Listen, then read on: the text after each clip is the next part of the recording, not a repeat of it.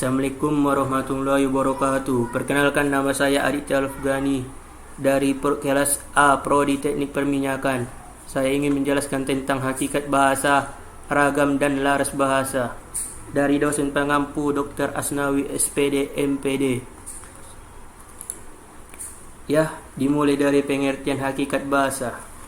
Pengertian bahasa adalah dari sistem lambang bunyi yang biner atau manasuka yang digunakan oleh para anggota kelompok sosial untuk bekerja sama, berkomunikasi, dan mengidentifikasi diri.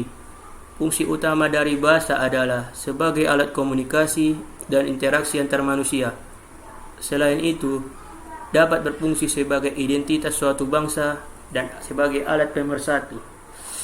Bahasa atau dari bahasa Sanskerta, bahasa adalah kemampuan yang dimiliki manusia untuk berkomunikasi dengan manusia lainnya menggunakan tanda, misalnya kata dan gerakan. Hakikat bahasa adalah dasar atau intisari atau kenyataan yang sebenarnya dari sistem lambang bunyi tersebut. Dan ini dia hakikat bahasa. 1. Bahasa adalah sebuah sistem. 2. Bahasa itu berwujud lambang. 3. Bahasa berupa bunyi. Dan 4. Bahasa itu bersifat arbitrer. 5. Bahasa itu bermakna. 6. Bahasa itu bersifat konvensional. 7. Bahasa itu bersifat unik. 8. Bersifat universal. 9. Bersifat produktif. Dan 10. Bervariasi. 11. Bersifat dinamis dan manusiawi. Dan kita lanjut dari sejarah bahasa. Sejarah bahasa. Kajian formal bahasa sering dianggap bermulai di India oleh Panini, seorang ahli tata bahasa abad 5 sebelum Masehi yang memformulasikan 3959 aturan morfologi Sanskrit. Namun, penulis Sumeria telah mempelajari perbedaan antara tata bahasa Sumeria dan bahasa Akkadia sejak sekitar tahun 1900 sebelum Masehi. Kemudian, tradisi tata bahasa berkembang pada semua kultur kuno yang mengadopsi tata tulis.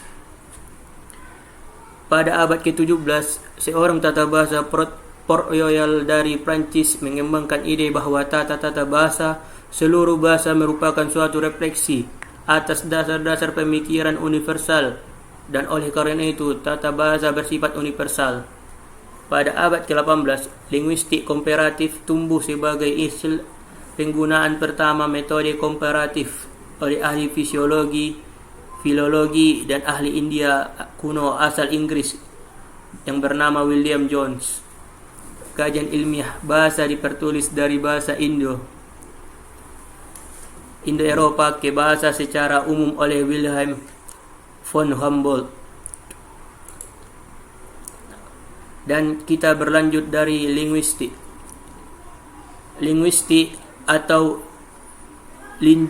ilmu bahasa adalah ilmu yang mempelajari tentang bahasa, bergantung pada sudut pandang dan pendekatan seorang peneliti. Linguistik seringkali digolongkan ke dalam ilmu kognitif, psikologi, dan antropolog. Ada 3 aspek penelitian yang meliputi bentuk bahasa, makna bahasa, dan bahasa dalam konteks.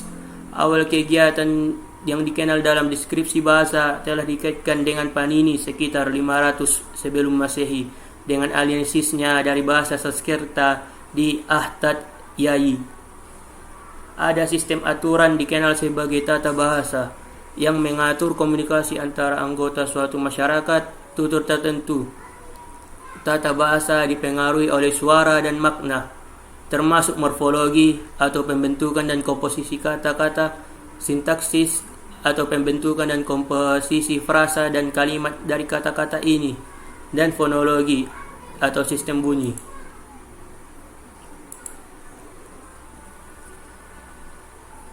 Cabang-cabang linguistik. 1. Fonetik dan fonologi. Fonetik adalah kajian yang membahas proses ujaran. Fonetik menerangkan bagaimana bunyi-bunyi tertentu dihasilkan baik dari segi kuantitas maupun kualitasnya. Morfologi. Morfologi adalah cabang linguistik yang menganalisis struktur, bentuk, pembukaan, serta klasifikasi kata-kata. Sintaksis. Sintaksis membicarakan kata dalam hubungannya dengan kata-kata lain atau unsur-unsur lain sebagai suatu satuan ujaran. Dan keempat, semantik. Semantik adalah cabang linguistik yang mempelajari makna bahasa. Ya, ini dia ruang lingkup objek kajian linguistik, yaitu mikrolinguistik yang bercabang 1. Fonologi, 2. Morfologi, 3. Sintaksis, 4. Analisis wacana, dan 5. Semantik. Dan ada lagi makrolinguistik. 1. Psikolinguistik, 2. Sosiolinguistik, 4. Pragmatik,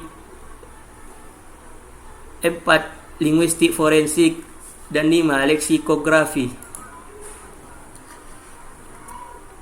Dan kita membahas mikrolinguistik secara bidang teoritis. Teori linguistik.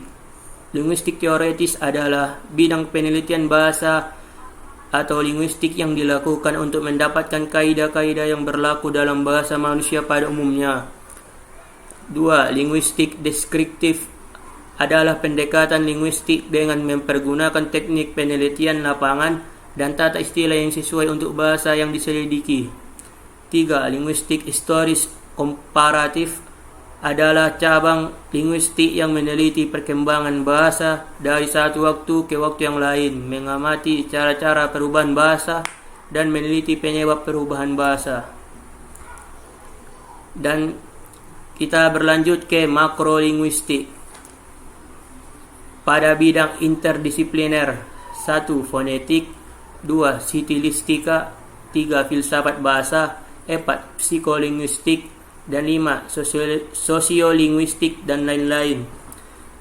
Dan pada bidang terapan, 1. Pengajaran bahasa, 2. Penerjemahan, 3. Leksikografi, 4. Fonetik terapan, dan 5. Sosiolinguistik terapan, dan lain-lain.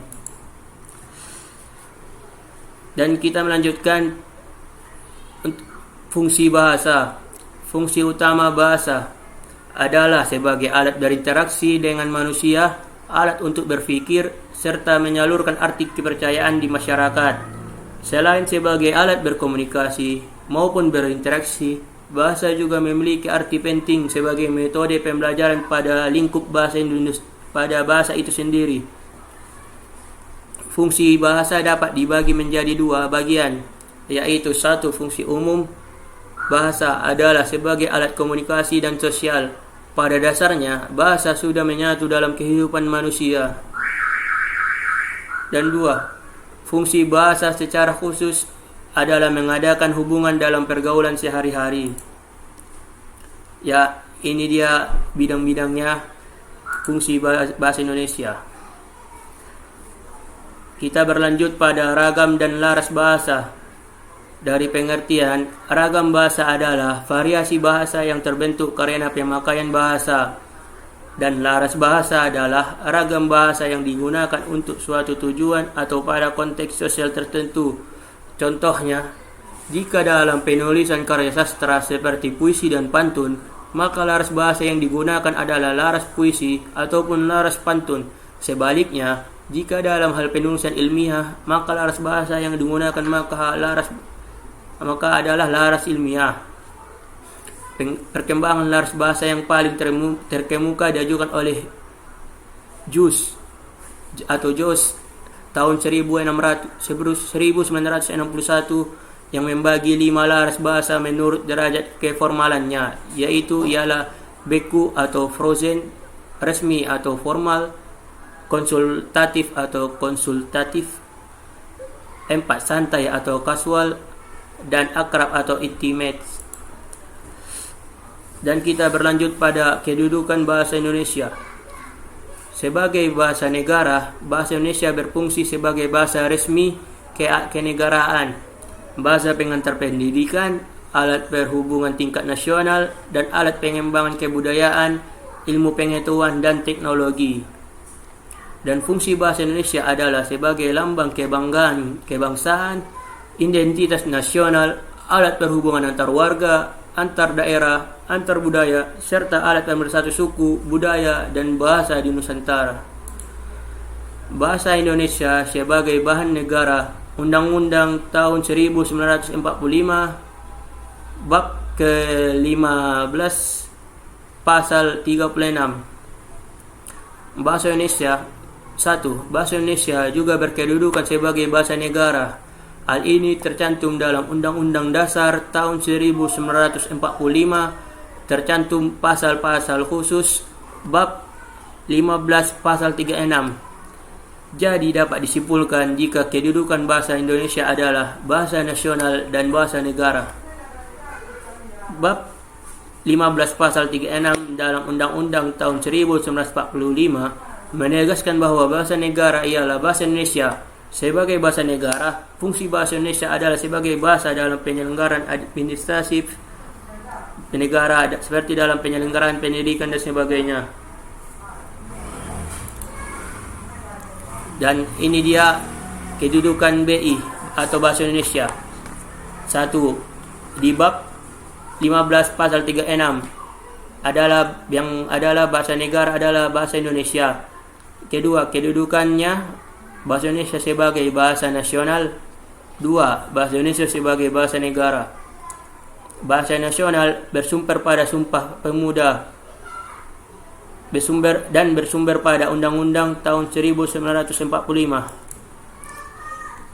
Sekian dari saya. Jika ada kata-kata yang salah, mohon dimaafkan, karena tidak ada manusia yang sempurna di antara kita.